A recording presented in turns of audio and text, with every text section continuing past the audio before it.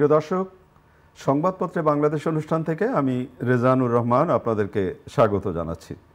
বিভিন্ন জাতীয় দৈনিকে প্রকাশিত খবরের বিশ্লেষণ নিয়ে আমাদের আজকের এই অনুষ্ঠানে অতিথি হিসেবে উপস্থিত আছেন জাতীয় প্রেস ক্লাবের সাবেক সভাপতি বিশিষ্ট সাংবাদিক শওকত মাহমুদ। স্বাগত আপনাকে অনুষ্ঠানে। পত্রপত্রিকায় প্রকাশিত কয়েকটা গুরুত্বপূর্ণ শিরোনাম আমি আপনাকে একটু পড়ে শোনাই, তারপর আমরা আলোচনায় যেতে চাই। প্রথম আলোর শিরোনাম: ব্যবসায়ীদের প্রধান উপদেষ্টা, নতুন দেশ গড়তে আসুন একসঙ্গে কাজ করি। পদ্মা সেতু প্রকল্প 2 মুরালে ব্যয় 117 কোটি টাকা। টাঙ্গাইলে সার্জিস আলম, ফ্যাসিস্ট হওয়ার স্বপ্ন দেখলে হাসিনাকে দেখে শিক্ষা নিন। দৈনিক সমকাল: ঢাকাকে বিরক্ত না করতে দিল্লিকে বার্তা দেবে যুক্তরাষ্ট্র। শিল্পাঞ্চলে যৌথ বাহিনীর আরও উপস্থিতি চান ব্যবসায়ীরা।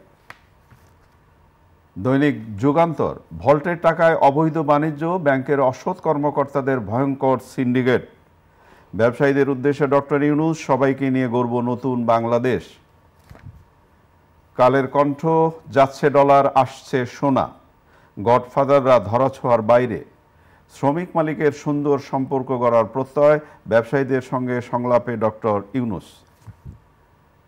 দৈনিক ইত্তেফাক: গাজীপুরের পরিস্থিতি উন্নতি হলেও সাভার আশুলিয়ায় বন্ধ 219 কারখানা। আগে সংস্কার, পরে নির্বাচন, দলগুলোর সঙ্গে হবে সংলাপ। উপদেষ্টা পরিষদের বৈঠক শেষে ব্রিফিংয়ে রিজওয়ানা হাসান।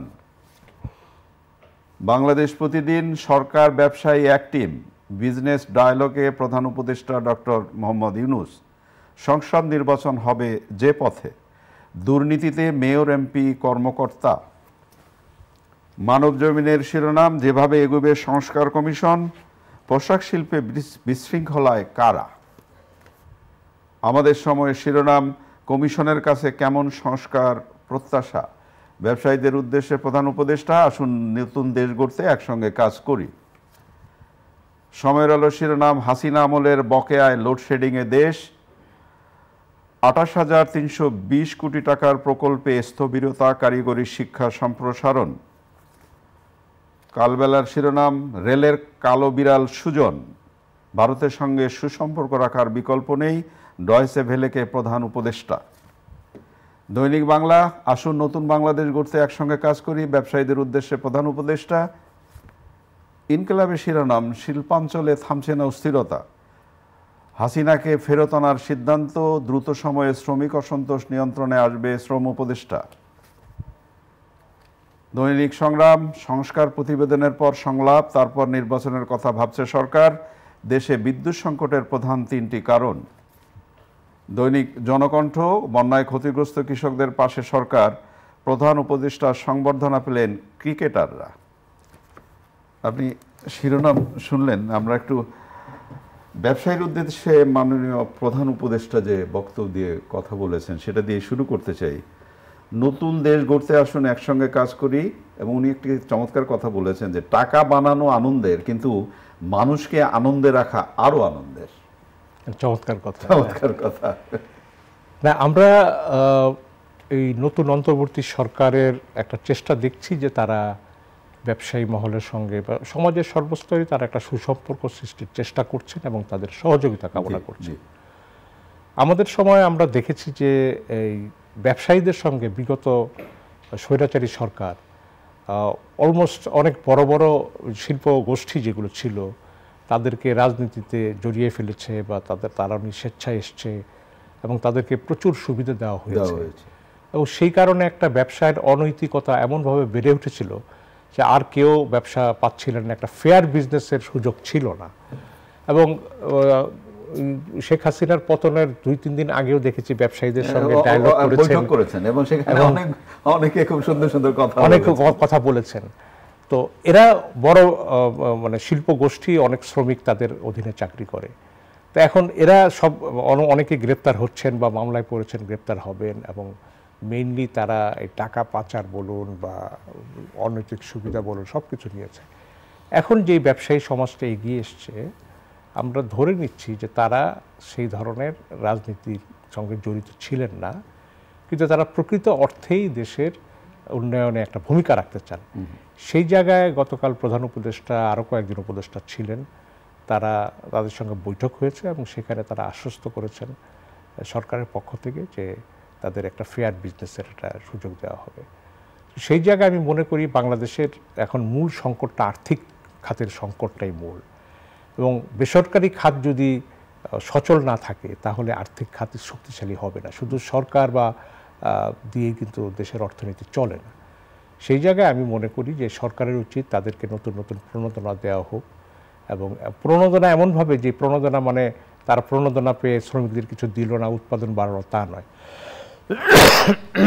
সরি, সেই জায়গায় আমি মনে করি সরকারের ভূমিকা রয়েছে, এবং এই সরকারের একটা বড় কৃতিত্ব হলো যে তারা প্রথম 1 মাসের মধ্যেই যেসব ব্যাংক মানে লুটপাটের শিকার হয়েছে সেগুলোর পরিশোধ পুনর্গঠন করে দিয়েছেন। আশা করা যায় ব্যাংকে নতুন রক্ত সঞ্চারিত হবে। এবং আরেকটি ভয়াবহ তথ্য আমরা জেনেছি, যেটা প্রধান উপদেষ্টা বলেছেন তার ভাষণেও, যে বিগত সরকার 60,000 crore টাকা ছাপিয়ে বাজারে একটা মুদ্রা সরবরাহ একটা ব্যাপক অবস্থা তৈরি করেছেন, যেটা এই টাকা ছাপিয়ে টাকার সংকট দূর করার চেষ্টা করেছেন। এটা অত্যন্ত একটা অবৈধ এবং অনৈতিক কাজ করেছেন, সেটার প্রভাব আছে। তো আমি মনে করি যে ব্যবসায়ী যারা এগিয়ে এসছেন তাদেরকে ওই শেখ হাসিনার কাছে মতো যেটা বলতে হয় যে আমরা আপনার জন্য জীবন দিতে প্রস্তুত আছি, এই কথা বলার প্রয়োজন নাই। আপনারা দেশের জন্য কি করবেন জীবন দেন, সেটাই আমরা চাই, এবং সরকারের কাছে আশা করব যে এই ক্ষেত্রে আপনারা পূর্ণাঙ্গ সহযোগিতা করবেন। এটি প্রসঙ্গক্রমে কি একটু তুলতেই চাই যে ধরেন গার্মেন্টস সেক্টরে যে অস্থিরতাটা বিরাজ করছে, এখনো প্রায় 200-র অধিক কারখানা বন্ধ। তো এটাকে নানা ধরনের আবরণে নেওয়ার চেষ্টা হচ্ছে, আসলে ঘটছে কি? আসলে সরকারের জন্য এই মুহূর্তে প্রধান চ্যালেঞ্জ হলো বন্ধ গার্মেন্টস চালু করা। এটা শুধু আইন শৃঙ্খলা বাহিনীর দায়িত্ব নয়। ব্যবসায়ীরা বলছেন আরও বেশি করে পুলিশ দেন, বেশি করে পুলিশ দিলে হবে না। মূলত শ্রমিকদের কাছে যেতে হবে যে বেতন বৃদ্ধির জন্য তারা কর্মবিরতিতে রয়েছেন না, মালিক অনেক জায়গায় বন্ধ করে দিয়েছে। কারণ গার্মেন্টস শিল্পের অনেকেই তখন বিগত সরকারের সঙ্গে সংশ্লিষ্ট ছিলেন মালিকরা। তো সেটা তাদের চক্রান্ত কিনা, বা আমাদের সরকারের শ্রম উপদেষ্টা বলছেন যে এটা একটা চক্রান্ত, শ্রম সচিব বলেছেন আন্তর্জাতিক চক্রান্ত আছে। যদি বুঝতে পারেন চক্রান্ত মোকাবিলা তো করতে হবে, অবশ্যই বলে লাভ নেই। চক্রান্তের কথা বলে আপনারা দায়িত্ব এড়িয়ে যেতে পারবেন না। অতএব এই চক্রান্ত নাশের জন্য আপনারা কি করছেন সেই জিনিসটা জাতি দেখার অপেক্ষায় আছে, এবং সেটা করে দেখান। যে গার্মেন্টস ফ্যাক্টরি যদি বন্ধ থাকে আমাদের বাজার চলে যাবে আরেক জায়গায়। তো সেই জায়গায় বাংলাদেশ যাতে না যায় সেটার চেষ্টা তো আপনাদের করতে হবে, এবং ব্যর্থতার জন্য আপনারাই পরে দায়ী হবেন। সো আমি মনে করি শ্রমিকরা কখনোই মনে করে না যে তারা তাদের কর্মস্থলে যাবেন না বা বেতন নেবেন না, তারা যাবেন, কিন্তু তাদের যদি কোনো সুবিধার ঘাটতি থেকে থাকে সেই জায়গাটা আমার মনে হয় অবিলম্বে পূরণ করাটা। বিদ্যুৎ নিয়ে নানা ধরনের কথাবার্তা হচ্ছে, যেমন আদানি গ্রুপ তো অলরেডি 800 কোটি টাকা বকেয়া, সেটা তারা চেয়েছে, প্রধান উপদেষ্টার কাছে চিঠিও দিয়েছে। আজকের একটি পত্রিকার শিরোনাম লোডশেডিং, হাসিনা আমলের বকেয়ায় লোডশেডিংয়ের দেশ। এই যে বকেয়া রেখে যাওয়া, যে এই বকেয়ার ভবিষ্যৎ কি কে পালন করে? এই যে কুইক রেন্টালের নামে যে আপনি এতগুলো বিদ্যুৎ কেন্দ্র করার অনুমতি দিয়েছেন, আপনার দেশের চাহিদা যদি হয় 16-17 হাজার মেগাওয়াট, আপনি 27,000 পর্যন্ত ধারণ ক্ষমতার অনুমতি দিয়েছেন, এবং বিদ্যুৎ না কিনলে আপনাকে ক্যাপাসিটি চার্জ দিতে হবে। এবং আদানি তো এই অনৈতিক সুবিধা নিয়েছে, তিনি ভারতে করেছেন এবং বাংলাদেশের বিদ্যুৎ সরবরাহের জন্য। ভারত অবশ্যই সরকার পরিবর্তনের পর বিদ্যুৎ রপ্তানি বন্ধ করে দিয়েছে। আদানির এই মুহূর্তে চিঠি দেওয়াটা আমি মনে করি যে এটা একটা উদ্দেশ্য প্রণোদিত, কারণ তার যে তার গ্রুপের এই বাংলাদেশের বকেয়া না পেলেও বা আপাতত না পেলেও তার কোনো সমস্যা হওয়ার কথা না। শেখ হাসিনার যে সমস্যা করে গেছেন সেটা হচ্ছে যে আমাদের যে এলএনজি টার্মিনাল, যেটা সামিট গ্রুপ হয়তো করতো, এরা কাজ বন্ধ করে দিয়েছে, এবং এলএনজি আমাদের হাতে নেই, এবং এলএনজি কেনার মতো পয়সাও আমাদের কাছে নেই। সেই কারণে যেহেতু বাংলাদেশের বিদ্যুৎ উৎপাদন ব্যবস্থা মেজরিটি এলএনজির সাপোর্টেড, তো সেই কারণে এলএনজির সংকটের কারণে বিদ্যুৎ উৎপাদন ব্যাহত হচ্ছে। সেইটার আমরা সমস্যা ফেস করছি, যেই কারণে বলা হচ্ছে যে এই মানে হাসিনা সরকারের বকেয়া, এবং তাদের আগের পেমেন্টও কিন্তু দেওয়া হয়নি যাদের ইম্পোর্ট করেছি আমরা। তো সেই জায়গায় এই সংকটটা তৈরি হয়েছে। এটার ক্ষেত্রে আমি মনে করি যেহেতু বিশ্ববাজারে এখন তেলের দাম কমে গেছে, এলএনজি প্রোডাক্ট বা পেট্রোলিয়াম প্রোডাক্টসের দামও হয়তো কমবে, কিন্তু এই সরকারকে যদি এতই ভালো সম্পর্ক আমরা তৈরি করতে আমাদের প্রতি সমর্থন থাকে, যেমন আমাদের কথা ইউএইর আমির বিদ্রোহী শ্রমিকদেরকে মাফ করে দিয়েছেন। তো তাদের কাছ থেকে আমরা এটা আনতে আমাদের অসুবিধা কি, যে ঠিক আছে আমরা বকেয়াতে আমাদেরকে দেন। তো আমার মনে হয় যে এটা সুরাহা করতে হবে, কারণ যেই বিদ্যুৎ ব্যবস্থা দাঁড় করিয়ে গেছেন বিগত স্বৈরাচারী সরকার, এ থেকে বের হয়ে আসতে গেলেও এই সিস্টেমটাকে আস্তে আস্তে সংস্কার করতে হবে। এবং ক্যাপাসিটি চার্জের নামে যেই টাকাগুলো দেওয়া হতো, এটা হচ্ছে তার একটা লুটপাটের জন্য করা হয়েছিল, সেটা বন্ধ করার ক্ষেত্রেও পদক্ষেপ নিতে হবে। এবং আদানির ব্যাপারটা আমি মনে করি যে সেটা যদি নিউ ইয়র্কে জাতিসংঘের সাধারণ পরিষদের অধিবেশনে যদি ভারতের প্রধানমন্ত্রী মোদির সঙ্গে আমাদের প্রধান উপদেষ্টা সাক্ষাৎ হয়, সেখানে এই বিষয়গুলো আলোচনা হতে পারে বলে আমি মনে করি। একটি পত্রিকা এরকম ইঙ্গিত দিয়েছে যদি সম্ভব হয় সেই কথা। হ্যাঁ, এখনো আমার মনে হয় যে ভারত রাজি হচ্ছে না। যদিও ভারতের প্রধানমন্ত্রীর চাইতো ভারতের যে ছায়া প্রধানমন্ত্রী যারা রাহুল গান্ধী, তিনি ওয়াশিংটন প্রেস ক্লাবের সাংবাদিকদের সঙ্গে বলেছেন যে বাংলাদেশের সরকার পরিবর্তনের পর যেই সরকারই আসবে তাদের সঙ্গে আমরা কাজ করব, একটা ইতিবাচক কথা বলেছেন। এবং আরেকটি খবরও বেরিয়েছে যে আমেরিকা বাংলাদেশ ইন্ডিয়াকে বলবে যে বাংলাদেশের সঙ্গে। আমি এই প্রসঙ্গে আসতে চাইছিলাম যে ডয়েচে ভেলেকে যেমন প্রধান উপদেষ্টা বলেছেন যে ভারতের সঙ্গে সুসম্পর্ক রাখার বিকল্প নেই, এবং একই সাথে আজকে আরেকটি সমকালে শিরোনাম হয়েছে, ঢাকাকে বিরক্ত না করতে দিল্লিকে বার্তা দেবে যুক্তরাষ্ট্র, আসছে উচ্চ পর্যায়ের মার্কিন প্রতিনিধি দল। হ্যাঁ, এটা হয়তো বাংলাদেশের পক্ষ থেকে বলা হবে, কারণ কিছু কিছু সমস্যা হচ্ছে। এবং আমাদের পররাষ্ট্র উপদেষ্টাও কিছু কিছু কথা বলেছেন যে ভারতে শেখ হাসিনার অবস্থানটা দুই দেশের সম্পর্কে অন্তরায় হতে পারে। প্রধান উপদেষ্টা বলেছেন যে উনি বেশি কথা বললে ওনার চুপ থাকাটাই ভালো, সম্পর্কে প্রভাব ফেলবে। এই কারণে ভারতের পক্ষ থেকেও কিছু কিছু কথা বলা হয়েছে যে বাংলাদেশের পরিস্থিতিকে ইউক্রেনের যুদ্ধের মতো মনে করে একটা সতর্ক থাকতে ভারতীয় মিলিটারি কমান্ডারদের বলা হয়েছে। তো সেই জায়গায় আমি মনে করি যে রাহুল গান্ধীর কথা বা পররাষ্ট্রমন্ত্রী জয়শঙ্কর গতকাল বলেছেন যে শেখ হাসিনাকে ফেরত দেওয়ার বিষয়টি এটা কূটনীতিক চ্যানেলের মাধ্যমে হবে, অর্থাৎ এটা প্রতিরক্ষা বা যুদ্ধ চ্যানেলের মাধ্যমে হবে না, এই কথাটি তিনি বোঝাতে চেয়েছেন। তা আমরা মনে করি যে প্রধান উপদেষ্টার যে বক্তব্য, তিনি বলেছেন যে ভারত আমাদের সুসম্পর্ক চাই, অবশ্যই বাংলাদেশ ভারতের সঙ্গে সুসম্পর্ক চায়, তবে সেই সম্পর্ক হতে হবে ন্যায্যতার ভিত্তিতে, সার্বভৌমত্বের ভিত্তিতে সেটা হতে হবে। সেই জায়গায় আমি মনে করি যে ভারতের রাজনীতিবিদদেরও এই কথাটা বোঝা উচিত যে বাংলাদেশকে আগে যেভাবে দেখেছেন এখন বাংলাদেশকে সেভাবে দেখা যাবে না। নেপালকে আগে যেভাবে দেখতেন এখন তো নেপালকে সেভাবে দেখেন না। মালদ্বীপকে আগে যেভাবে দেখতেন এখন সেভাবে দেখেন না। অতএব বাংলাদেশকেও আপনি নতুন চোখ দিয়ে দেখার চেষ্টা করেন। চোখের কথা যেহেতু বললেন, গত পরশু বোধহয় সম্ভবত আমাদের একজন উপদেষ্টা অলরেডি বলেছেন যে এখন আমাদের সাথে কথা বললে চোখে চোখ রেখে কথা বলতে হবে। হ্যাঁ, ভারতের সঙ্গে কথা বললে চোখ রেখে কথা বলতে হবে। এর আগে স্বরাষ্ট্র উপদেষ্টা বলেছিলেন যে সীমান্তে গুলি হলে আমরা পিঠ দিয়ে দাঁড়াবো না, আমরা মুখোমুখি দাঁড়াবো। এবং গত পরশু নতুন স্বরাষ্ট্র উপদেষ্টা বলেছেন যে সীমান্ত হত্যা বন্ধ না করলে পরিস্থিতি অন্যরকম হবে। এই বিষয়গুলো কিন্তু আমার মনে হয় যে এটা সাময়িকভাবে আমাদের মনে করিয়ে দেয় যে এটা হয়তো দুই দেশের সম্পর্কে কিছুটা টানাপোড়েন তৈরি করছে। আসলে আমি মনে করি যে এগুলোর চাইতেও বড় বিষয় যেগুলো হচ্ছে যে ভারত একটি বড় প্রতিবেশী আমাদের, এবং সেই প্রতিবেশী হিসাবে আমাদের যে ভারতের কাছে যে প্রত্যাশা এবং ভারতের যে আমাদের কাছে প্রত্যাশা, আমি তো মনে করি ভারতের চাওয়ার আর কিছু নেই, কারণ বিগত হাসিনা সরকার যেইভাবে ভারতকে দিয়ে গেছে, বরং আমাদের এখন ভারতের কাছ থেকে পাওনা কিছু আছে। তো সেই জায়গাগুলো মিট করতে হবে এবং এটার সম্পর্কের একটা সহজীকরণ বা স্বাভাবিকীকরণ আমি মনে হয় একটা। আমি এখন যে প্রসঙ্গটা আপনার কাছে তুলবো, আমি জানি না বোকার মতো হচ্ছে কিনা, তারপরে আমি একটু আলোচনা করতে চাই। আমরা এর আগে যেমন আগের প্রধানমন্ত্রী চীনে যাবেন, সেই সময় সাধারণ সম্পাদক ওবায়দুল কাদের বলেছিলেন যে আমরা যদি চীনে যাই তাদের সাথে কথা বলি ভারতের কোনো আপত্তি নাই। তো সেই সময় নানা ধরনের প্রশ্ন উঠেছিল যে এটা আবার কী রকমের কথা।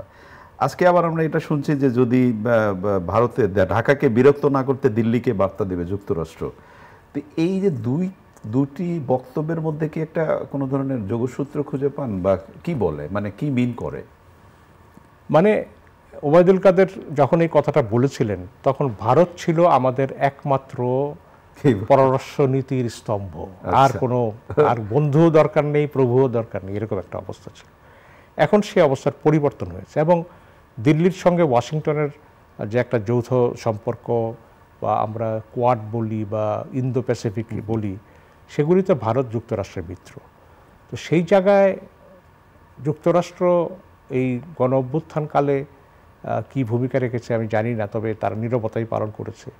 সেখানে ভারত গণ অভ্যুত্থানের বিপক্ষে ছিল এবং গণ অভ্যুত্থানের সেন্টিমেন্টটাও ছিল কিন্তু ভারত বিরোধী সেন্টিমেন্ট ছিল। তো সেই জায়গায় আমেরিকা এখন যেহেতু একটা নতুন সরকার এসেছে, আমেরিকা সরাসরি এই সরকারের সঙ্গে কাজ করার প্রত্যয় ব্যক্ত করেছে। সেই জায়গায় আমেরিকা চাইবে যেন দিল্লি কোনোভাবে এই সরকারের সঙ্গে তারা কোনো ধরনের অসহযোগিতামূলক কিছু না করে, শুধুমাত্র শেখ হাসিনার জন্যে এই কাজটি যেন তারা না করে সেটি তারা চাইবে। তো সেই জায়গায় আমি মনে করি যে ভারতেরও এই যুক্তরাষ্ট্রের এই যদি অনুরোধ করে, খবরটা যদি সত্যি হয়, অনুরোধকে উপেক্ষা করার মতো অবস্থায় ভারত নেই এখন। এটাই হচ্ছে বাস্তবতা। আমাদের মানে উপদেষ্টারা তো কথা বলছেনই, বিশেষ করে সমন্বয়করাও কথা বলছেন এখন, এবং দেশের বিভিন্ন অঞ্চলে তারা সফরও করছেন। সার্জিস আলম একটি খুব গুরুত্বপূর্ণ কথা বলেছেন গতকাল। ফেসিস্ট হওয়ার স্বপ্ন দেখলে হাসিনাকে দেখে শিক্ষা নিন।